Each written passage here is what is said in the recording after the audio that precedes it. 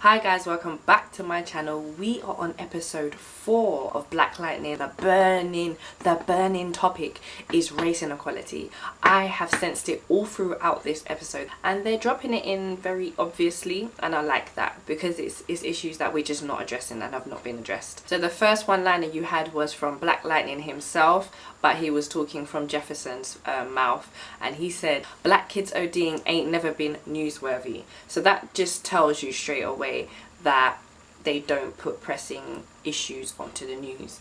And even though there is the emergence of this very lethal drug, and it's in the black community, they just don't show it on TV. So we can only imagine the amount of stories that have been kind of swept under the cover because it relates to black kids and it's just not newsworthy. They throw in jail like it ain't nothing.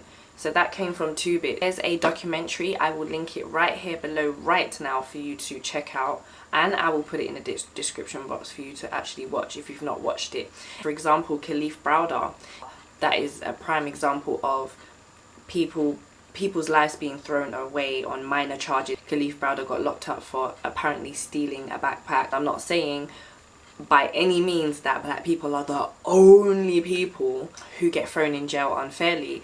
I'm just highlighting to you the statistics show that, you know, we are the people that get thrown in jail unfairly the most. Black Lightning is going to be pressed because he's got this emergence of the pill, the green light pill that 2bit's put out on the streets. This pill is transforming kids into these Super Saiyan monsters and getting them hooked on the first time. Principal Pierce! There's someone freaking out in the boys' bathroom. So he's put this pill out and one of Jefferson's students went mad in the toilet. That's the opening scene. He went crazy. It looked like he was turning into some next thing, like he was turning evil almost. That drug is bad news for Black Lightning. Tobias and his sister might just turn Jennifer's boyfriend into a new 100 crew member. And Nissa's really coming into her own now. She's really becoming independent. She confronts drug dealers who are trying to kind of wriggle their way into the schools, so through the younger students, to give them the drug so that they would become hooked and they could make more money. And Nissa stood right up to them and she gave them a look of like revenge. How do you sleep at night selling that junk to your own people? I sleep fine. You better stay away from my students. Or what? Thunder. I think revenge is going to be Anissa's motive, and I do see it being centered around men. I'm not saying there are no female villains because we have Jill Scott and we have Tobias's sister, for example, but I can just see it being her standing up for people who are just not able to defend themselves. I definitely see a streak of feminism in Anissa, and I like it. I'm living for it. I just want her to do her thing now, and it seems like she is looking for the go-ahead. So she did ask her friend, you know, is it wrong for me to stand up for people who are not able to stand up for themselves, or people who do wrong, like come at people who do wrong? She was very passionate at the dinner at the table when they were having a discussion about why the police force is not able to do things, however Black Lightning is. And that conversation actually made me wonder whether she actually knows if her dad has superpowers or not. Does she know? It doesn't seem like she knows. It was more Black Lightning and his wife giving each other looks, so I'm guessing that she doesn't know, and it's probably a good thing then that she's not going to tell them about her powers, because then a discussion would have to happen. But at the same time, I have a feeling that once they all find out about their powers, they'll just become a unit and it will be easier for Black Lightning.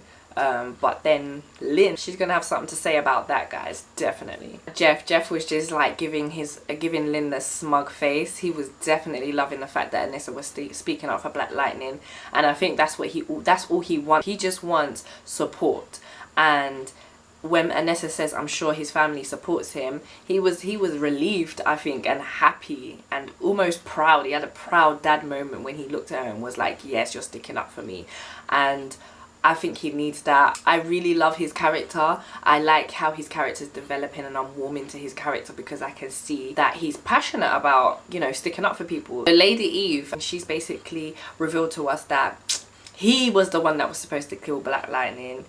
Tobias did not do it, and I've actually lost a bit of respect for Tobias. I thought he was a cutthroat gangster. He ain't no cutthroat gangster. He didn't even kill Black Lightning. What the hell is going on? And then to round it all off, Tobias and his sister have a plan, obviously. So I think that his sister was clever with this, because she just basically said to go to the athlete whose spine is now severed, we know, and just tell him, you know what, if you want revenge, we can go out and kill Black Lightning together.